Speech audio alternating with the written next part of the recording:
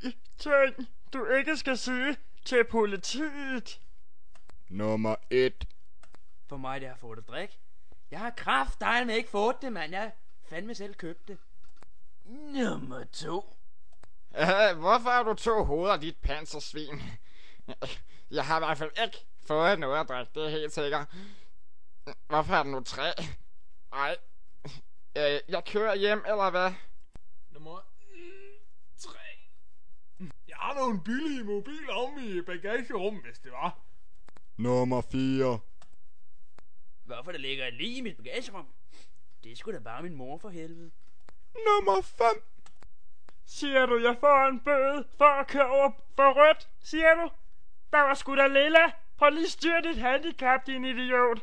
Nummer 6. Yeah. Om du må få en cigaret? Nej, men jeg har kun en joint, hvis det var.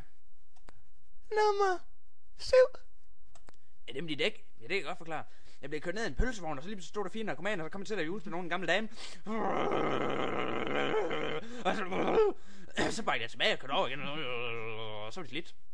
Nummer 8. Du siger 1.500 kroner. Kan der veksel? Nummer 9. Jamen, de blå blink, jamen, det er bare sådan, jeg kan komme hurtigere frem. Du ved, hvad jeg mener, ikke? Nummer 10. Hvorfor jeg har rød lys i min bil, siger du, bedste røv. Det er fordi, at jeg har opfundet Danmarks og verdens første kørende bordel. Så prøv lige at slappe af. 500 kroner for et blowjob.